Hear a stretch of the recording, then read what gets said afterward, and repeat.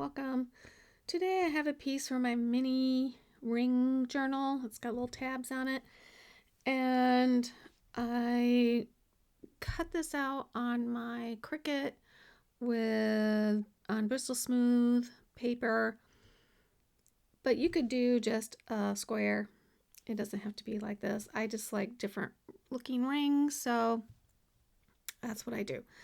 I'm putting a first covering of salvaged patina.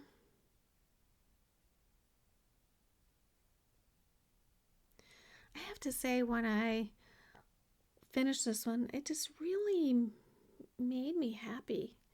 I mean, the whole purpose of for me, is having fun. I am the type of person that I have to be creating or showing some of my creativity in some way. And so when I do that, but this one just made me happy. I'm usually happy when I'm arting, but this one, I don't know, there's something about it. So once that's on, I take a Tim Holtz stencil and I'm spraying cracked pistachio Oxide. And of course my stencil doesn't cover the whole thing, so I just move it around a bit.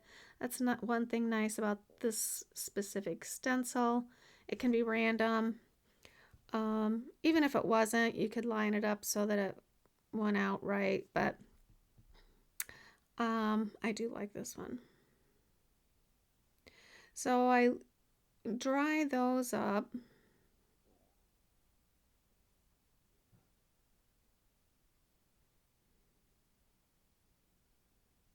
And I have to say, I love the cracked pistachio on top of the salvaged patina. I'm going to give it some more salvaged patina splatter. It ends up, you don't really see it a whole lot, but I did want just some areas of little darker salvaged patina.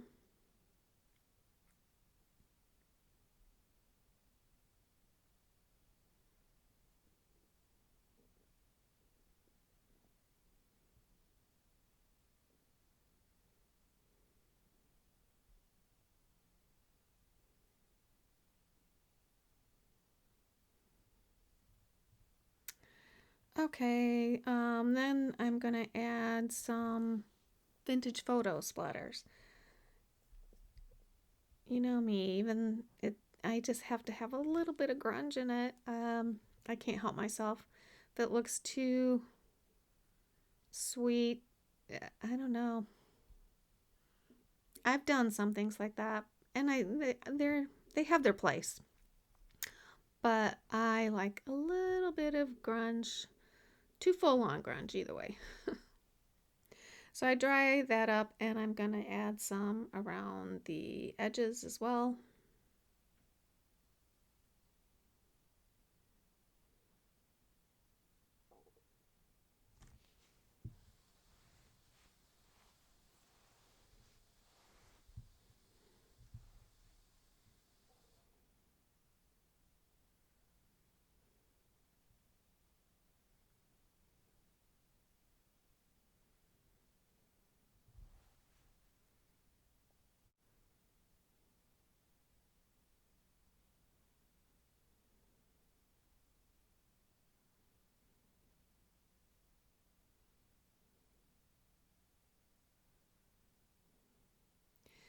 And I have this little new thing that's working out pretty well, I have to say.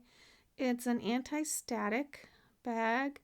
And so when you're going to emboss, especially if you're going to emboss something that you've already had painted and maybe it's not quite all dry, but even on when it's had nothing on it, it takes the static out of the paper And that way you're not going to get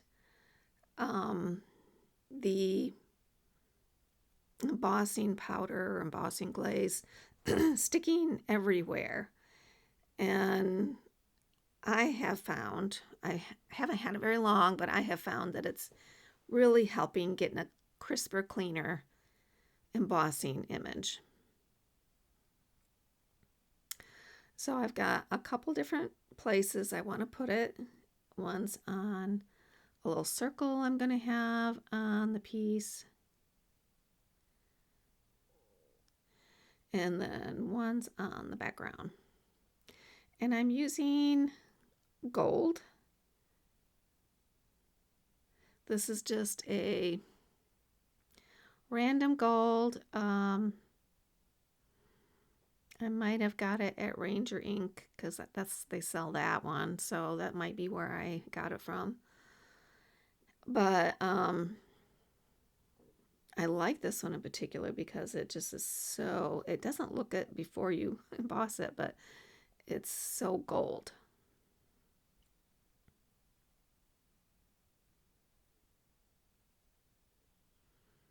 Looks like it's brown before you emboss it. So I'm heating up my embossing tool, my heat gun, and going to emboss. Now that's a pretty small circle and my fingers are getting hot. I should have grabbed my little tweezers to hold it, but I didn't.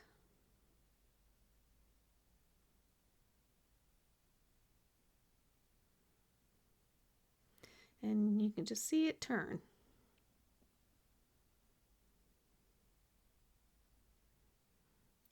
And see the shine of it.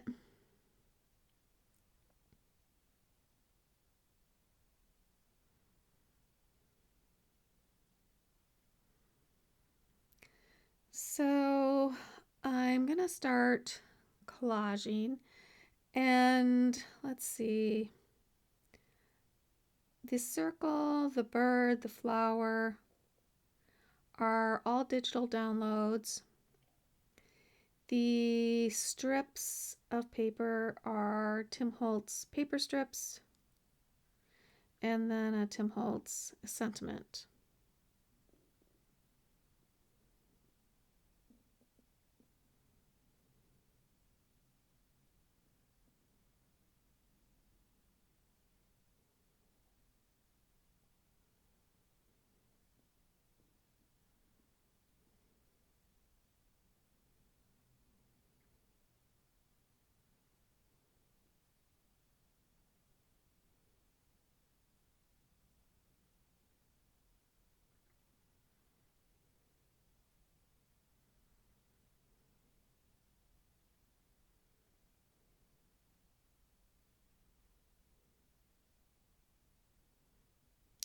So I have a few of the paper strips pulled out to see, and just trying to figure out which one I want. Do I want the blue or do I want it with the pink? And I end up choosing the pink one and cutting it down slightly narrower because it is pretty wide.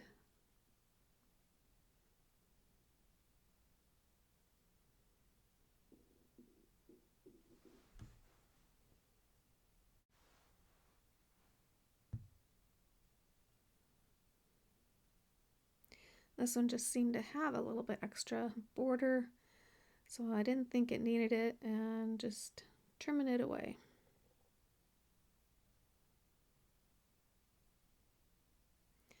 And I just eyeball it. I don't need it to be perfect. Being perfect would take too much of the fun out of it.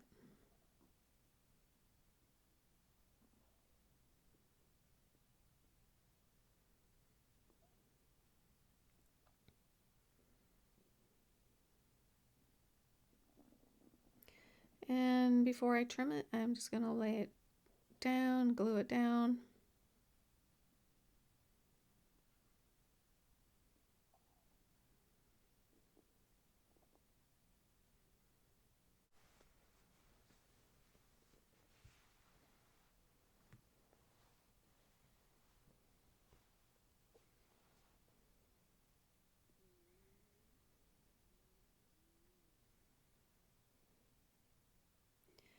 I keep all my paper strips in a little bin, and so that when I add or when I'm making a project and maybe I have a narrow strip left, I just add that into the mix so that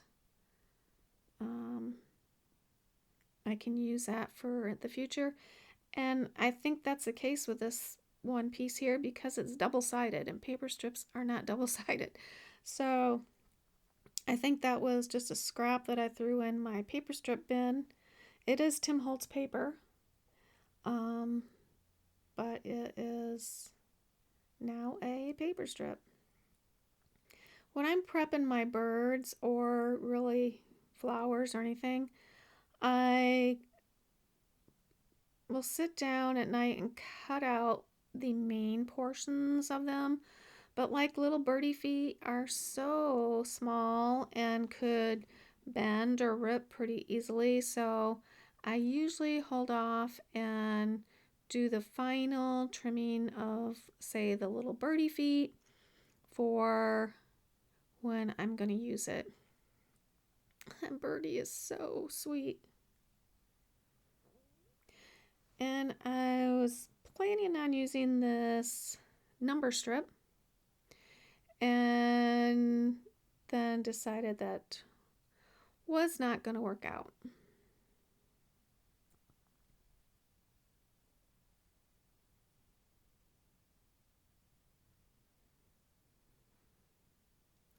So the same with this little flower here I'm going to add.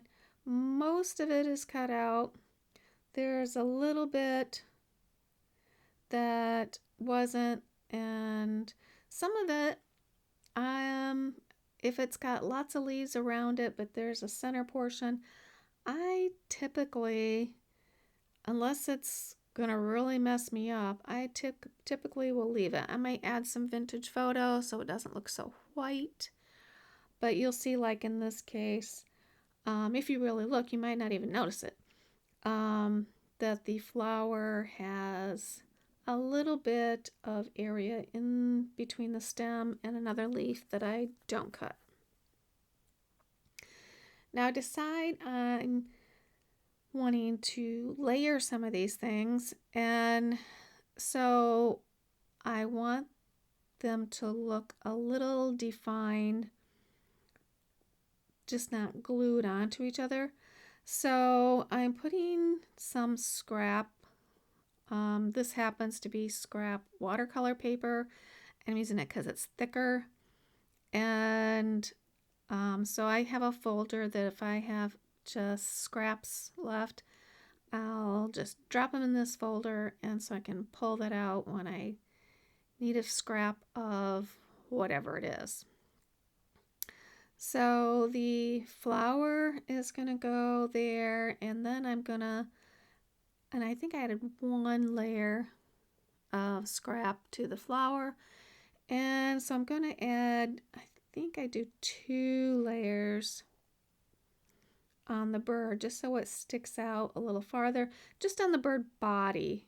The feet are going to actually be glued to the paper strip that's down there. The number strip's going to go away. So that will, I don't worry about that being layered. So I'm kind of making pieces that kind of resemble the bird's body to some point, but no one's going to see the back, so it doesn't really matter what the scraps look like on the back. You just don't want to have a real tiny piece so that the edges of the bird are going to collapse to the back, if you know what I mean. I am adding some vintage photo to the edges of the bird.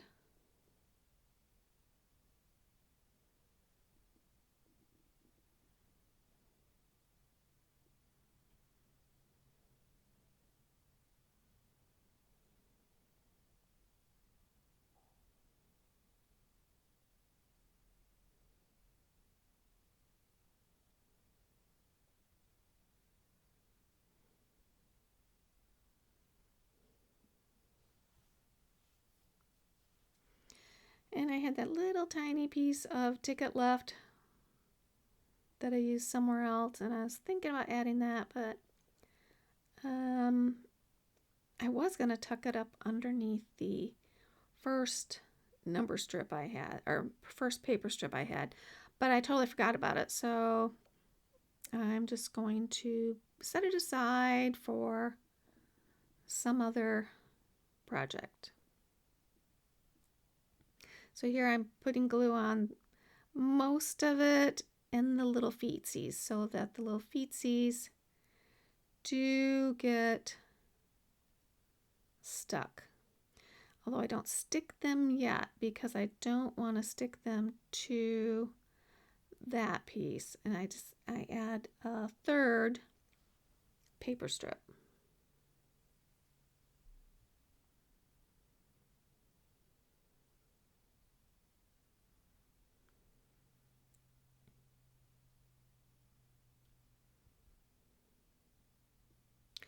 So I grabbed my paper strips and pulled out one more piece, and I'm just going to layer it down on top of the other two.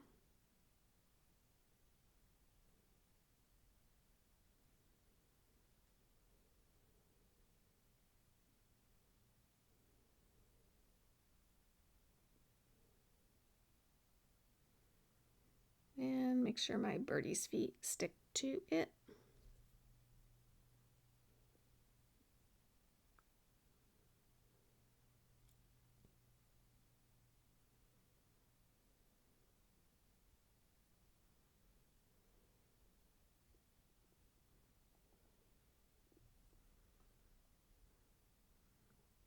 And I'm going to trim those. You can see that I had started making another piece on the back of that, and I just didn't like it. I wasn't in love with it, so I just flipped it over and started over. And I put the scraps of those paper strips in my bin because sometimes you need just a tiny piece. So I want something on my tab, and I try to make them all different. So this one, I don't think I had any stars, so I went ahead and did stars on this one. And the last thing I'm going to do is add a sentiment. I'm going to get that out of the Tim Holtz. I'm drawing a blank. Small Talk. And this one was making me so happy. So, and one jumped out at me. It says, you can never have too much happy. So I thought, oh my gosh, that's just right for this piece because it was just making me so happy. So I choose a white one. I'm going to add some vintage photo to knock it down a little bit and glue it down underneath all the paper strips. I glue it just to make sure I don't lose it later. You know, a year or two down the road, that it's not just falling off. So I do glue it. And the last thing I'm going to do is, this is for a ring journal. So I'm going to punch my holes and add an eyelet. And that'll be the last thing I do. If you have not subscribed yet, please do. I invite you to come along on my art journey, and I hope you subscribe. If you like this piece, please give me a thumbs up. I'd appreciate it. Either way, I hope you have an awesome day. And I do have some final pictures coming up, so stay tuned for them. But I'll see you next time.